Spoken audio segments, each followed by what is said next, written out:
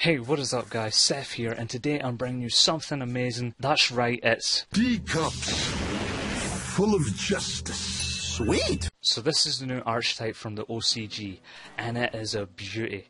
If you're not excited about this archetype, then you need to get the fuck out of Yu-Gi-Oh! Because this involves fusion summoning, synchro summoning, XYZ summoning, and pendulum summoning, and it combines it into a deck that uses it in such a beautiful way. It uses it seamlessly together, and it has consistency. It is the next tier 0 deck, and damn right I said it. It is definitely tier 0, guys. I will not even hesitate to tell you that this is tier 0. It is absolutely tier 0. It is better than Qliforts. It is better than Shaddolls. The problem with Qliforts is they already look like a completed archetype. They look like heretics when they started out. They had Tefnut, they had Su, they had all the other cards that they could have worked with, and they haven't changed in the last few years. That's how Qliforts are right now, and the Killer is likely to get banned just because of how much he breaks the game. Once he's out, he's unstoppable. However, for this deck, he's not unstoppable, I tell you that much. This deck has cards that deal with him so easily, especially with the fact that when it comes to dealing with that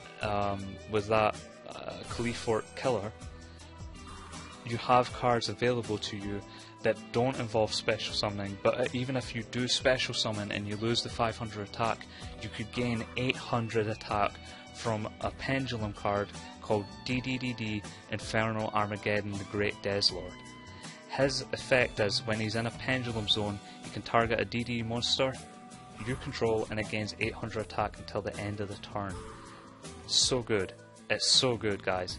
And let's be honest, all you really have to do with this deck is run cards that would increase your attack even just a little bit, and you're going to get over that Qlifort killer. He's not as strong as people make him out to be.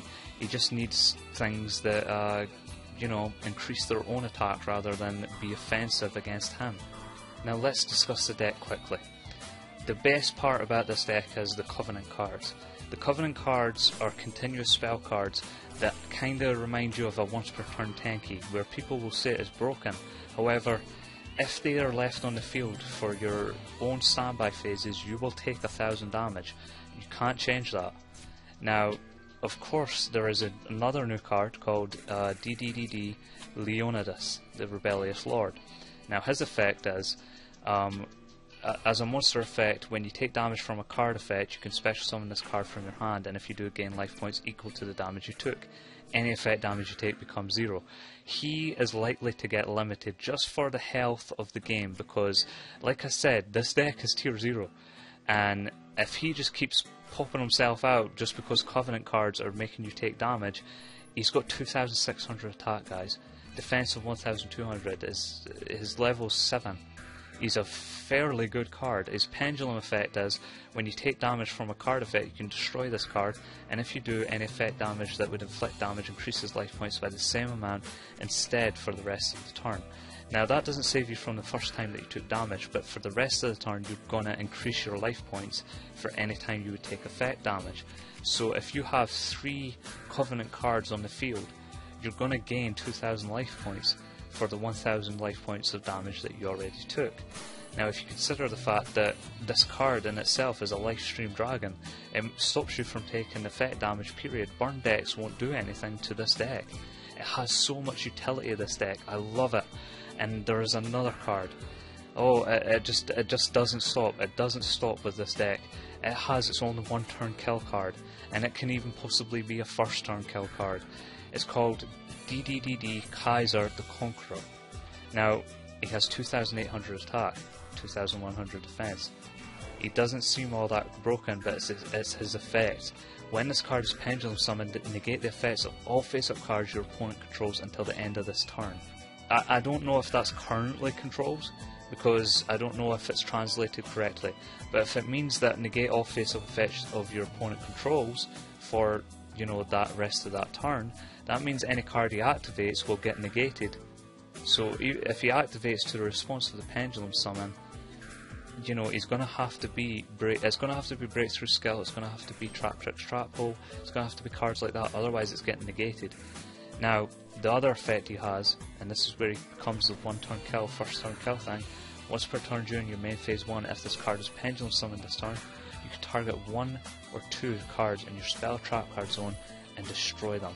And if you do, this card gains 1 additional attack for each card destroyed by this effect during the battle phase, or each battle phase this turn. Guys, that would give him 2,800 attack 3 times. You could attack 3 times. Now consider this. You can't do it to your pendulum zones, but because of the Covenant cards, those cards can easily just be destroyed by this Kaiser the Conqueror, and for little cost you will avoid taking the 1,000 damage that you would have taken before. He's such a good card. He's a one turn kill card, and he loses very little for it. Also, you have to consider Infernal Armageddon, as mentioned earlier, will give him 800 more attack, and he's a level 7. So if you use Infernal Armageddon, who is a scale 4 with the scale 10 of Magical Sage Kepler, he will be able to add 800 attack to the Kaiser the Conqueror, which will give him 3,600 attack to attack with 3 times that turn. The reason I'm mostly excited about this deck, guys, is everything works together. There is a trap card called Least Laundering. Now, you can destroy all your Covenant cards in your spell or trap card zones. Okay, and if you do, you'll draw 1 card for each card destroyed. Then on top of that, you'll gain 1,000 life points for each card drawn. Guys, it works so well. It has cost and effect, it has condition, it also has reward. So if you take away all your life points with Covenant of the Infernal Gate and Covenant of the Swamp King, and you keep taking life point damage until you say you've got 2,000 life points left, let's say you have 3 of them on the field, you use Least Laundering, you draw 3 cards, you gain 3,000 life points, you're back to 5,000 life points, and you're back in the duel. Whereas your opponent can punish you for lowering your life points to such a low amount by 1 turn killing you. Light Swarms are still a good deck, and no one's saying that they aren't, but really, this deck excels at keeping constant pressures and just out of nowhere creating power plays where either it'll special summon loads of monsters from the fusion monster, different dimension Temujin, the Raging Inferno King, on top of special summoning monsters with different dimension demon Alexander the King of Gales. Those two will special summon monsters, just spam them out and create a power play themselves. Otherwise, they'll create power plays with Kaiser the Conqueror, with the 1 turn kills from that. It brings out all these what the hell just happened to me sort of things, where you don't expect it, like a Judgment Dragon, where it's just like, oh, Judgment Dragon, he's going to pop the entire field and 1 turn kill me. This is more like, holy Jesus, where did all these monsters come from? And it's fantastic. This deck can field flood so quickly, and it's not as douchey as, say, Karakuri's, where it just special summons from the deck over and over. This deck instead special summons from pendulum zones, from fusion summoning, from the grave. Grave control is key, and hand control is key. It doesn't just generate advantage immediately, it needs setup, but it also just can stall out a game and create these plays out of nowhere. It's such a fantastic deck. You guys need to test it out. If you guys like this video, please comment, like and subscribe. It really helps me out if you share this video as well. And these double D monsters are tier 0. I'm calling it now. I'm calling it now. You guys should really love this deck.